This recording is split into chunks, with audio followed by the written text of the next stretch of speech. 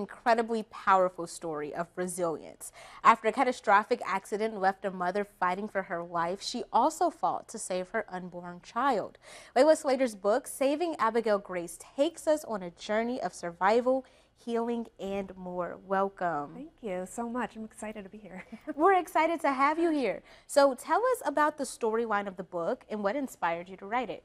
Well, the storyline is, you can see when you look at the cover of the book, the top part is my car on the day that the accident happened 22 years ago, and then my daughter is on the bottom when she was in the NICU. So I was in a horrific car accident back in Nebraska 22 years ago, and on that day my daughter was born prematurely with skull fracture, brain bleeds, lots of things going on where we just weren't sure, initially how she was going to be affected. So the book just it opens up on that day of the accident and then just takes the reader through the journey that we discovered, as a family, more, diagnoses as time went on and those sort of things and how we dealt with those. And so as much as it is an inspirational story and a story meant to encourage other people, it's also hopefully a story that can resonate with people that are kind of going through something similar or have gone through those sort of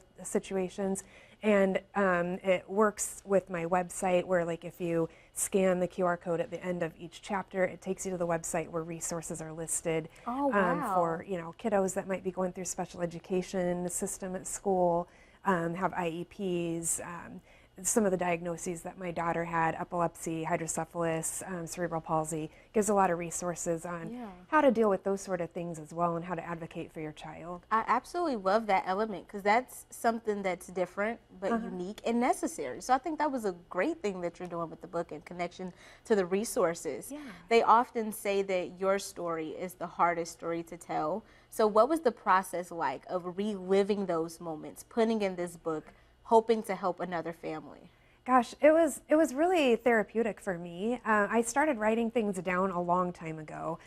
So my daughter was born in 2002, and thankfully I wrote down a lot of not necessarily journaling, but I always just kind of want to jot things down so I remember them. And that, in tandem with medical records and things like that, helped me to actually produce the story. But I kind of started doing it as something for her, and then wrote a little bit thinking, oh, I'll make a short story out of this, even if it's just for her to look back on. And then in 2009, just kind of quit doing that. But then in 2024, decided, after talking to a couple of my friends who had published, that I would just, publish the story in hopes to help people. And then it just kind of developed from there with the website and, me just doing tons of, I really want to just make sure that there are credible resources out there for parents, because there is so much that you can, find in a Google search.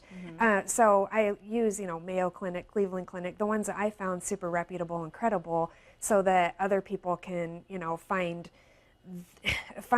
inspiration from the story, but also the resources that they need. Exactly. So for those who are interested in getting this book, learning your story, being inspired from it, and utilizing those resources, how can they get it? Where can they purchase it? It's kind of all over the place right now. So if you go to my website, www.savingabigailgrace.com, you can see all my socials on there. I'm on TikTok, Facebook, Instagram, YouTube, and all of that. In all the local bookstores, so Lit on Fire, Book Nook, Book Rack, the museum. I'll be at Tales of a Bookworm in Pekin on Saturday, so you can come and buy it there from me. I'll sign it for you, have a chat.